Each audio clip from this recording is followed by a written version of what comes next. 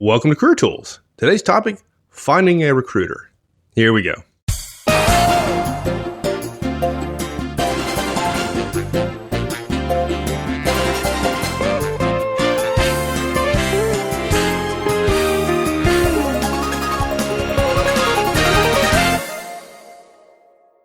Wouldn't you say, Mark, that even if you're not looking for a job, that having a relationship with a recruiter is important? Yeah, I think so. It's probably not critical for an entry-level manager, but once you get past that, once you've been an entry-level manager for a year or two, then yeah, you've got to have one. And I just think, we've talked about it before. We've done 3 casts on recruiters. We've done how to handle headhunters, how to contact a recruiter, and maintaining relationships with recruiters. And this is a narrow niche here we're trying to fit in because so many people have asked us, okay, how do I find one, right? But look, recruiters connect you to the marketplace. It may be annoying to get calls every once in a while. Hopefully you're not annoyed, but some people do get annoyed that recruiters call and say, do you know anybody? And that's actually good because the recruiter's in touch with you, but they connect you to the market. They give you information. The more calls they're giving you, the hotter the market is. That gives you some indication of things, all things being equal. They talk about, you'll learn about salaries, about growth opportunities. Some folks make this mistake, but the industry is not your company, right? Your company is not the industry is a better way of saying that. And sometimes folks get in the habit of thinking that what's happening in their company is what's happening in the industry. And that's not necessarily Speaking of that, I just had a conversation. I was just on the road for 2 weeks and I had a conversation with somebody and I made a comment about just because your revenues don't go up doesn't necessarily mean your stock price should go up. And this guy made a comment that, I noticed that recently and I didn't understand it. I said, look, if your revenues go up by 10%, but your margins go up by 5%, the stock market is going to say your margins are deteriorating. You're growing at lower margin rates than your old business was, which means you're becoming more inefficient, to put it differently. And this person, they got it, but they didn't really want to embrace it. And I said, look, the problem is somebody else grows 8%, but their margins grow by 15%, while you grow 10% and your margins only grow 5%. Or your margins decline. Your margins go up slower than your revenue growth. Then the stock price of the company is going to be better off, and they may have more opportunities. They may feel like that gives them more capital to do more investing. And you may think, wow, we may make more money than them, but it may be in the wrong sectors, in the low growth sectors or the low margin sectors, and that won't be rewarded in the marketplace. Not that we're trying to say that the stock market is the marketplace. It is absolutely not. But in the capital marketplace, that's where liquidity is.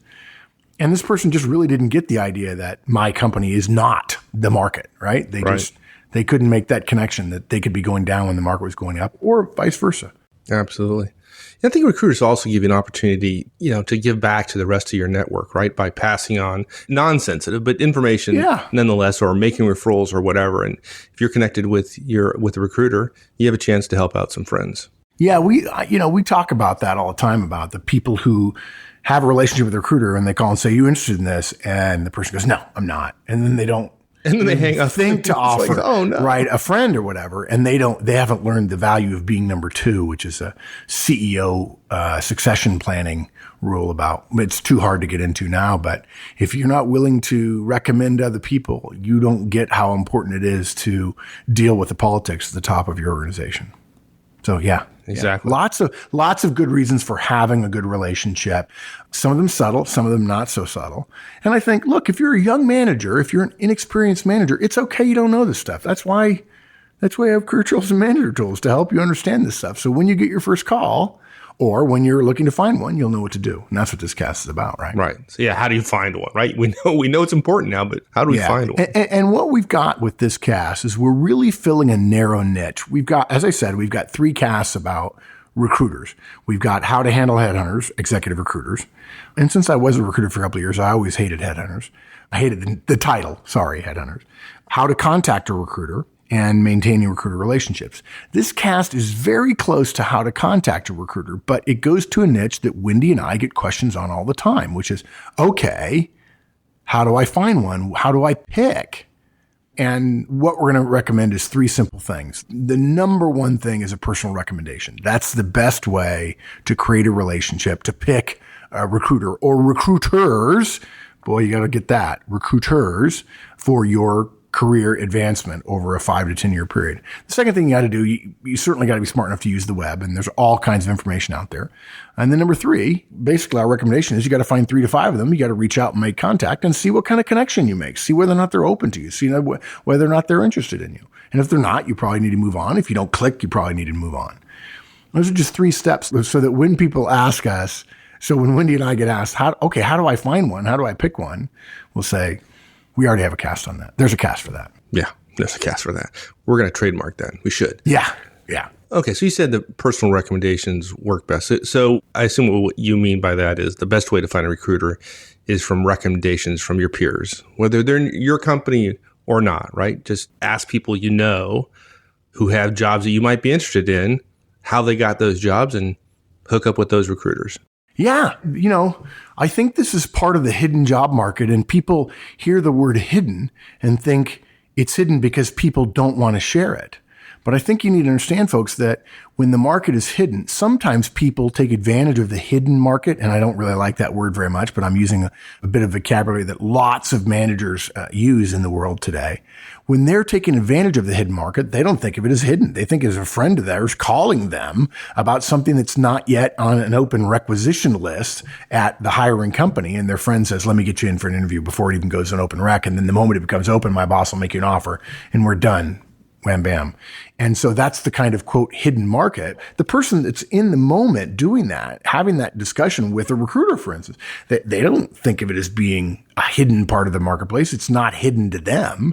It's just this nomenclature that, frankly, I think a lot of writers foist on people to make them think you don't really know what you're doing. When in fact, you listen to enough of our casts and you know enough to be just fine. So the point is, you can be really straightforward when you're asking people about this. You could say, hey, Jeff, I really admire what you guys are doing over at ABC. When I'm ready to move on, who should I talk to about opportunities there? Do you use recruiters when you recruit externally? And this is another thing people miss. People miss, first of all, your friend Jeff may have recruiters he knows, okay? And the company may have 2 or 3 go-to recruiters. That tends to be less true at lower levels, but it's not unheard of. And if company uses ABC recruiters, or let's say ABC company uses XYZ recruiters, they may use them more for senior positions, but they may use them for junior positions, and why not have a relationship with them? Right. And the idea is you're asking this person what recruiters they use, because particularly if you're interested in going to that company, you'd want to be talking to recruiters that they're talking to. Right. And look, and here's the thing. The reason we ask it that way, let me say it again, folks. Hey, Jeff, I really admire what you guys are doing over there at ABC. When I'm ready to move on, who should I consider talking to about opportunities over there? Do you use recruiters when you recruit externally? Okay. Asking this way leaves the door open for Jeff to say back, hey, if you want to come to work here, talk to me. I'll get you an interview. Bing, right? Ding. Yeah, that's exactly what I was going to. Ding. There you go. If you're good and Jeff has any sense, he'll save his company money and effort by just getting you an interview directly, because recruiters are not free. The hiring company pays them. Yeah, and you know what I like about the way you asked it, though, is you want to avoid, and I understand folks wanting to avoid an awkward moment by asking in that way. If Jeff doesn't want necessarily to talk to you about giving you the job, then he has an easy out, right? He just refers you to the recruiter. Exactly. Yeah. Lots of people are uncomfortable, Jeff in this situation, are uncomfortable making that commitment. And so it does, as you say, it gives them an easy out. And look, while having Jeff offer to get you in is an ideal result, being referred to a recruiter is not really second best. Okay. It's not a whole jump down on the ladder rungs, if you will. It's kind of 1.5 best. Knowing the recruiter that ABC, the company that Jeff works at, uses has other benefits. Okay. There's the market knowledge benefits we mentioned a minute ago. If the recruiter is recruiting for the types of roles you're interested in at ABC, they're likely to also be recruiting for similar roles at similar levels in similar companies in a similar geographic region, right? They're not going to put all their eggs in one basket.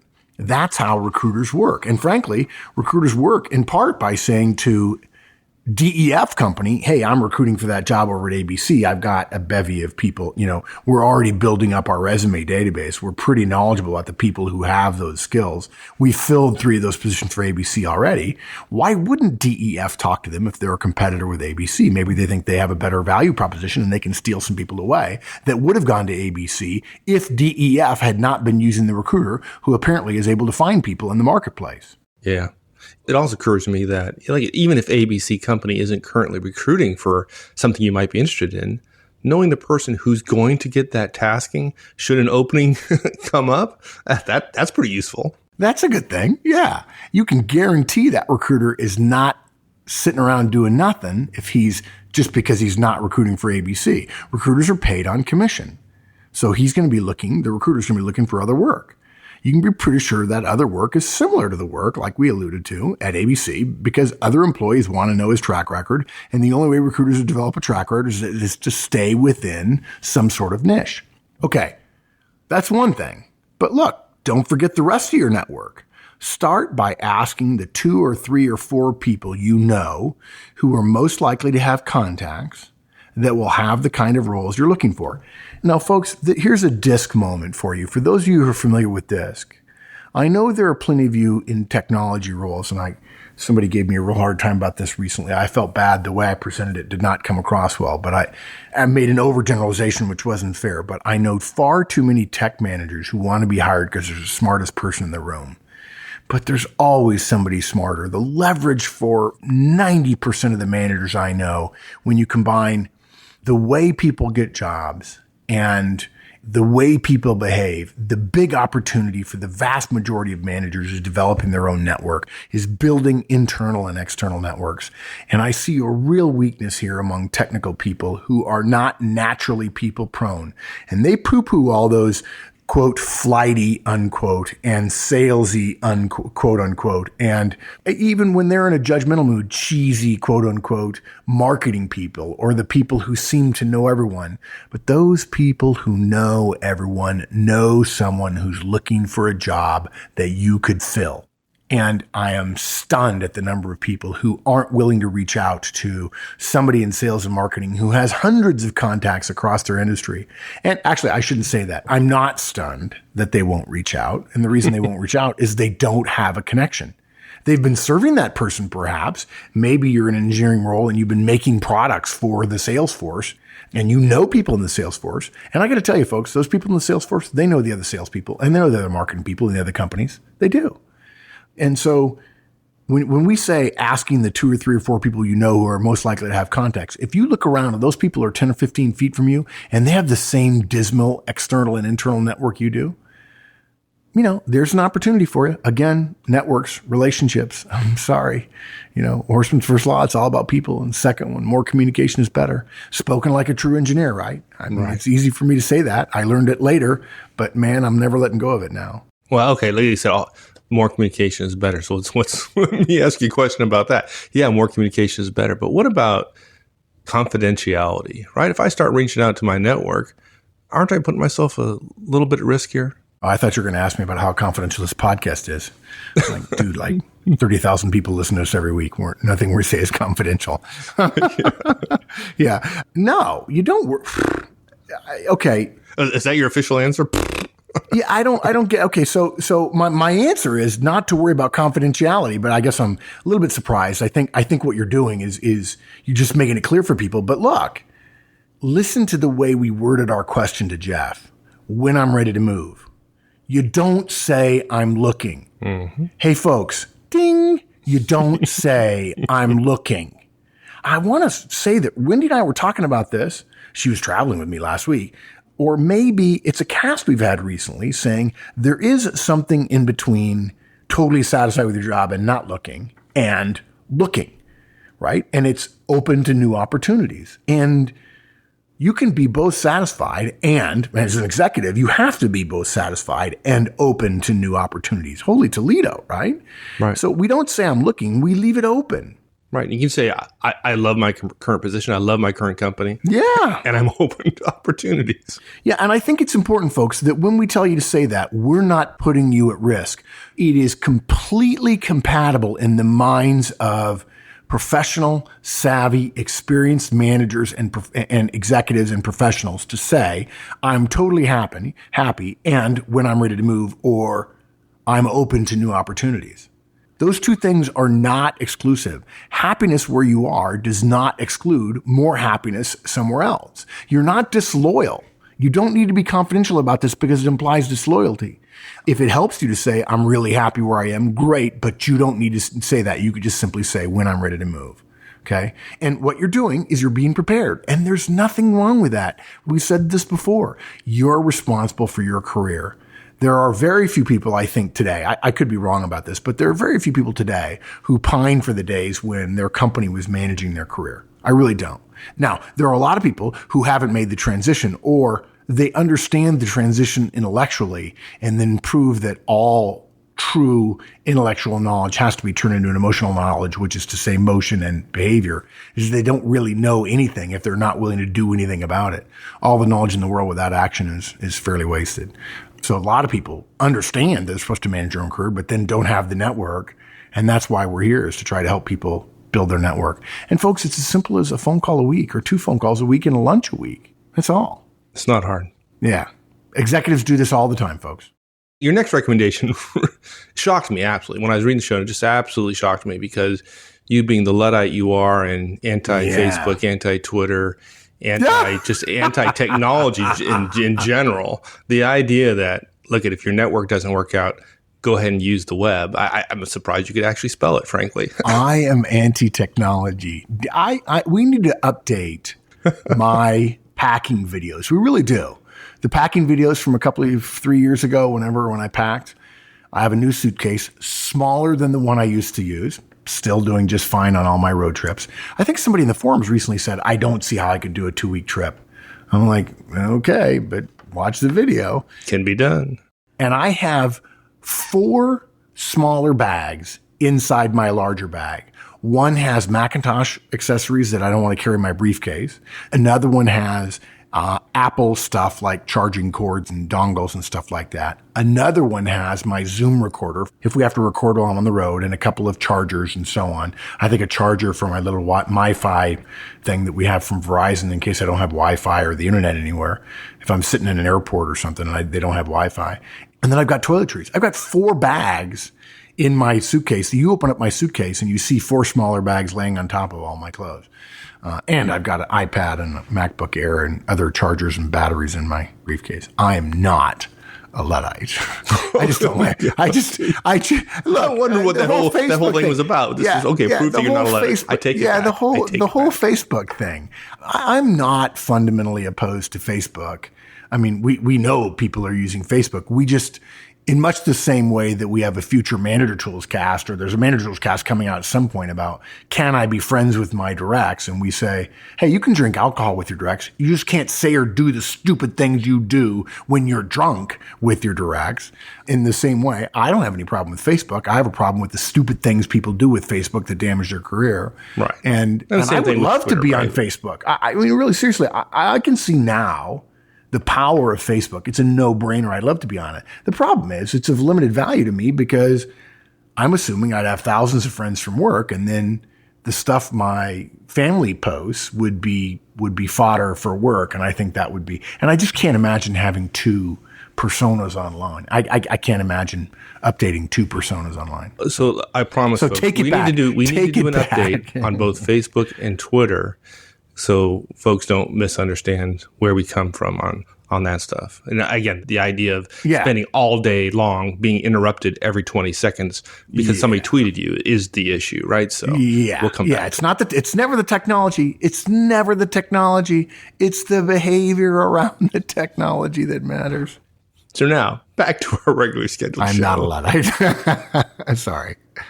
Okay, so look, you got to use the web. It's a no-brainer. Now, look, if you feel like you need to use the web, if you've come to step 2 after quickly listening to us ramble on, listening to me ramble on about personal recommendations for recruiters, this is a clue to you.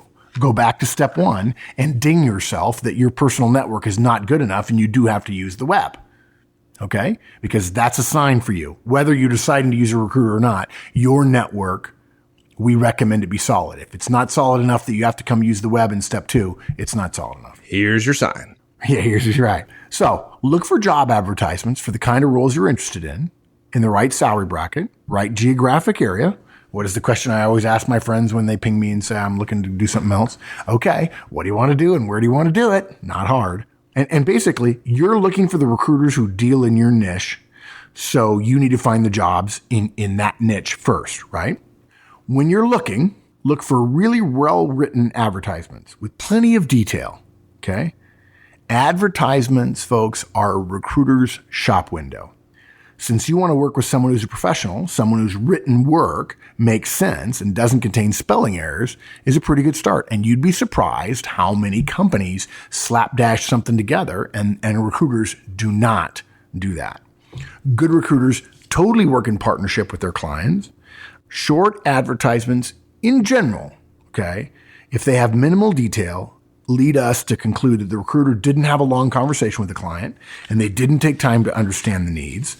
And if they didn't, they're likely just throwing resumes at the client. And there's no screening, and therefore there's no quality differentiation associated with you being put in front of the client. The client essentially says, this person's just no one, or someone who technically meets our requirements, rather than someone who's been vetted by the recruiter, right?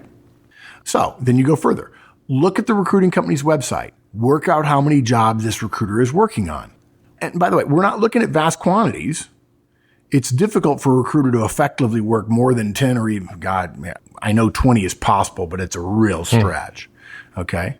It probably will happen in the next couple of years. This cast is going to come out in 2011. We try to keep these things timeless rather than timely, but in the next couple of years, I think there'll be, recruiters stretch. The market, the recruiting field has thinned out in the downturn. This always happens. And recruiters will be stretched in the next couple of years as the market expands, the talent market expands. They'll hit 20 and their bosses will say, okay, we need some help because we're just not keeping up with the client demands. Now, if a recruiter's working on some really senior roles, C-suite, EVP, SVP, and so on, they may only have 5 open hunts that they're doing at the time. Now, look, we're not saying you only want to make contact with somebody who only has one job. On the other hand, as a caveat to that caveat, if you're looking now and the job they have is the perfect role for you, of course you want to reach out and make a contact with them. A good recruiter will have a constant flow of roles through their hands because their clients will return time after time because that recruiter has done a good work for that client. Recruiters are paid by the employer, not the employee, and employers measure the recruiter's success by their ability to find the right person at the right time. Okay?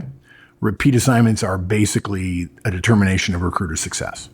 Okay, so how many recruiters do I need to find and make contact with? I mean, I might be able to find 10. Do I need to have a relationship with 10 recruiters? You don't, Mike. You don't need any recruiters because trust me. If you need a raise, let me know. I'll be happy to. I appreciate take my money. Just don't go anywhere. The general rule is 3 to 5. Right. This is the funny thing. This is the thing that surprises people when I tell them this. Wendy and I have had this conversation about people just don't get it. Recruiters like to give you the impression that once you've made contact, you're kind of going steady with them, right? Yeah, I'm taking care of you. That's what the recruiter would say. The idea is you aren't supposed to be in contact with anyone else. It's none of their business, folks, if you're in contact with anyone else. Remember one of Horstman's laws about questions. You're entitled to an honest answer to any question to which you're entitled an answer. Meaning, when the recruiter says, are you talking to anybody else? Say, well, of course not. They're not entitled to a truthful answer about that question. It's an inappropriate question. They're attempting to use your honor against you. Because trust me, folks, here's the funny thing. They don't want you to talk to any other recruiters. They're talking to other candidates about your dream job. And some of the candidates they're talking to about your dream job couldn't care less about that job. And the recruiter knows it, but knows they need to send a full field over. And that candidate who doesn't care a thing in the world about it may in fact be a better fit for that company and may in fact get the offer before you. And that's okay with the recruiter as long as the company hires the person, even though that's your dream job. And the recruiter said, you shouldn't be talking to anybody else now. Let me just take care of you here. Recruiters like to have long lists of exclusive candidates. This is I wish I could. I just want to shake people and go, dudes, get this, please. They will talk to you as if you shouldn't have any other relationships while they have tons of other relationships. That is an inappropriate ask for them. It is unprofessional for them to do it. Most of them know it. If they don't know it, they're in fantasy land. Now, there are some companies who are smaller who say we only work with a few people. And I'm happy to hear from them and have them tell me, no, dude, you're totally wrong. And I'd say, okay, rare exception. But 98% of the recruiters in the world have multiple contacts with candidates. That's the way it works. And by definition, you can have multiple contacts with a recruiter. Now, if you hear an executive being interviewed and he says, I've known my guy at Russell Reynolds, I've known my guy at, I was about to say Hamburg and Quist only because I just read about a placement at Hamburg and Quist, but, I've known my guy at XYZ, some other talent agency. That's different, right? And what's interesting is he's not saying he's the only guy I'm talking to. It just so happened that was the one that got him the latest job. And the way it's written, the way it's talked about, oh yeah, they're friends. This is the guy who always gets him the jobs. But look, if I'm John Q executive and the company I've always wanted to go to work for has hired some other firm to do some search, and my guy, my best friend recruiter is at Russell Reynolds, I'm not obligated to stay in some sort of unofficially exclusive, but really not exclusive relationship with Russell Reynolds if in fact Russell Reynolds can't get me the job at my ideal company. That's just not the way it works. It is a free marketplace on both sides of the coin. Right. So you widen your choices by being in contact with multiple recruiters. That's for sure. But how many is too many? Yeah, well, look, I don't think anybody listening to the show can handle more than 5 relationships. The vast majority I know that are listening to the show have 0. Let's not go overboard, right? I would say 90% of the people listening to the show ought not to have more than 3. And there are 10% listening who could go up to 5. But it's a relationship and you have to manage that relationship, folks. Don't have 5 and not do anything with all 5. You'd be better off with 2 that you work with really hard to try to find opportunities for you, and that you call them with a guy that you've just met in another part of your company and say, look, you need to know this guy because he's an up and comer. In fact, I remember telling somebody, do you have any recruiter relationships? And he says, sure. I said, this guy over here in this other department, you need to let him know about that guy. Oh, I wouldn't want to be seen as taking somebody away from my company. I said, the guy just joined your company a year ago from a competitor. You don't think he's looking elsewhere? You're nuts, right? I said, use this as an opportunity. Now, I'm not saying tell your recruiter buddy, steal him away from us, but you simply don't act as if, oh, our good people, I don't talk to them at all. Because if the recruiter is any good, she knows who's good in your company. And if you don't mention any of the good people and she knows who they are, they think you're the 6th man on the B team deal in your company. And that doesn't bode well for you. And they will refer you to less companies because you clearly don't know the good people whom they already do. Yeah. Not good. I know it sounds like chess, folks, but that's kind of what it is. But look, recruiters want that exclusive candidate because the employer has to go through the recruiter to get that one particular person. That's supply and demand, right? But being an exclusive candidate is not in your interest. Each recruiter has a list of client companies. You take a Venn diagram of clients and multiple recruiters and multiple clients, and you realize you just can't put all your eggs in one basket. You widen your choices by being in contact with multiple recruiters. And to your point, too many is more than you can handle. And I think the vast majority of folks listening have none. And so I think 3 is probably the upper limit. But again, for a few, 5 is probably tolerable. If a company receives your resume from 5 different recruiters, they're probably going to draw conclusions about your availability, which may not be positive to you. So 2 to 3 is really the sweet spot, I think, for the most people listening here. If the first one you speak to is brilliant, you feel a total rapport, you want to be exclusive, that's fine. Okay. And by the way, we'll come to, there's another part of it. We've got to refer you to some other casts here in terms of the subtleties of that. The reason we recommend you find between 3 and 5 during your search is that you may not feel any rapport with the first couple you call. Or you might not feel they're professional, or you might not feel they have the right roles for you after all. We're leaving some room there for 1 or 2 of those recruiters to drop out of your consideration. You're going to end up with 2 or 3 left. And again, I've alluded to it twice now. There are other podcasts on this topic about contacting recruiters. How to handle headhunters. That's the first one. How to contact recruiter. And this one kind of fits in between them. How to handle headhunters talks about there's a great bit of background there. It's one of those areas where it's not really actionable, but in order to be an effective, actionable professional, when it comes to recruiters, you've got to know the difference between contingency firms and retained firms and so on. That's important. And so we've got a little bit of background in the first one, how to handle hunters, and then how to contact a recruiter. This one really dovetails very close with that. It almost fits a niche right in the front of that one. And based on your picking, then how to contact them will help you develop the relationship further and give you exact words to say when you call them, much like we did in this cast. And then maintaining recruiter relationships is obviously staying in touch and making sure that you've learned the value of, if not me, then who? And that's a big part of your professional life, folks. If you're a young manager or you're starting to get some experience under your belt, and recruiters are going to play in your future, not every industry, not all the time, not every geography, but most geographies, most industries, recruiters play an important role in making a market, connecting the supply and the demand, because individuals can't always find it and companies can't always find it. You've got to know how to maintain that relationship. And if not me, who is a really important part of that. Good. So when this comes out, folks, if you go to the website, www.manager-tools.com, this podcast will have in the upper right-hand corner, there's a section of the sidebar that says related content, and we'll have links to the podcast that Mark just mentioned there. Yeah. Good. So wrapping up, dude, I think we got 3 points. Personal recommendations are the way to go, and we made some suggestions for how to do that. Obviously, you can use the web to find out, to figure out, okay, which recruiters are working with which companies, and then find 3 to 5 and make contact. And we've touched on that, but really we've got a whole nother cast on that, how to contact a recruiter. Look, folks, finding a recruiter is easy. Finding a good one is harder. Getting a personal recommendation is really the ideal way to go. Okay, you can use the web. And hopefully before you do that, you'll recognize, oops, network issue here. Have to work on that. But be discerning when you use the web. Your career depends on recruiters to some extent. There are rare exceptions. So because it does depend on them, you want to be sure you're talking to the right person. And that means you making a good choice. Excellent. Thanks, my friend. My pleasure, partner. All right. We'll see you. Thanks, everyone. That's it. We'll see you next week. Have a great one. So long.